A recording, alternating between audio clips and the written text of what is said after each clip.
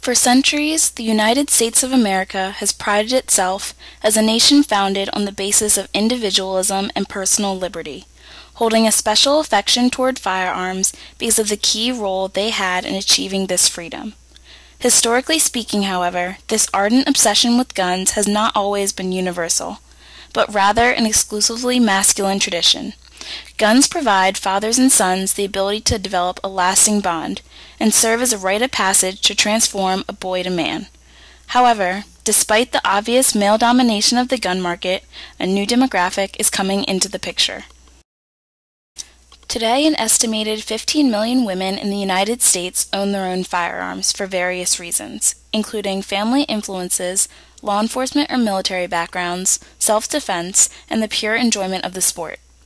By exercising their Second Amendment rights, these unconventional women enter the masculine world of guns, and as seen at the gun show, become one of the guys. This is Nikki Jaminski's hobby. You ready?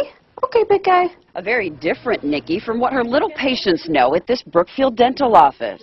1, 2, 3. On the range, Nikki calls herself one tough chick. I was like, wow, this is really empowering. This feels good. A few years ago, she bought a boyfriend shooting lessons for his birthday. He never came back, and I just kept going. Then Nikki bought her own gun. She keeps it under her bed just in case. I know that if somebody walked in, I could take care of myself.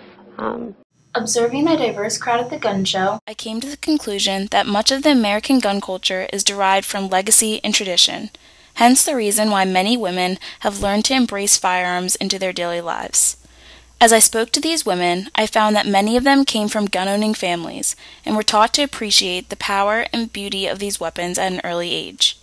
While some simply continued the family legacy of gun ownership, others were introduced to the hobby later in life by their husbands or significant others, beginning their very own gun-owning legacy for future generations.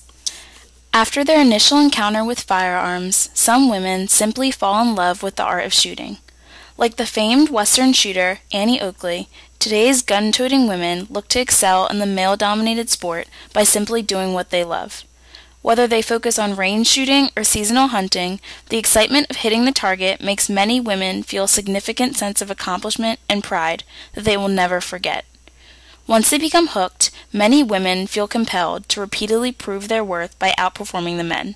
As Jamie from Loomis, California described, I think they were really impressed that I could shoot. I thought, I'll show these guys I can do this. Conversely, some female gun owners hold a more traditional view of firearms, using them exclusively to protect the lives of the members of their community and their families. Women in law enforcement and military life may not turn to firearms when they are off duty, but fully accept the responsibility of gun ownership whenever they are called to action. Anita, a Minnesota police officer, described her limited gun background to Today News. I was pushing middle age the first time I held a gun. I wasn't raised around hunters, and the only other cop in my family history was my great-great-grandfather. Today, I'm a practice shooter, and I enjoy the drills at our monthly qualifications. The type of gun I carry has no bearing on the respect I maintain for all weaponry. It is life that is to be revered, and I've sworn to protect it. Self-defense has become one of the most universally accepted reasons for gun ownership in the United States. As a nation, we possess a strong self-preservation urge to run for our guns whenever there's a threat to one's life and or the lives of one's family members.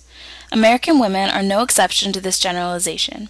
While carrying a gun in one hand and an infant in the other may seem a perverse juxtaposition, these individuals believe that this is necessary in order to ensure that they are personally responsible for the safety of their family members.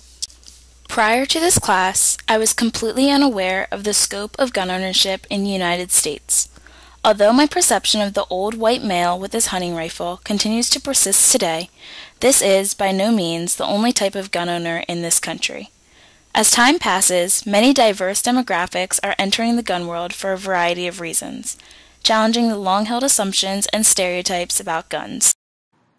After observing these unique women at the gun show and in various media, I now understand that gun culture can no longer be considered a man's world.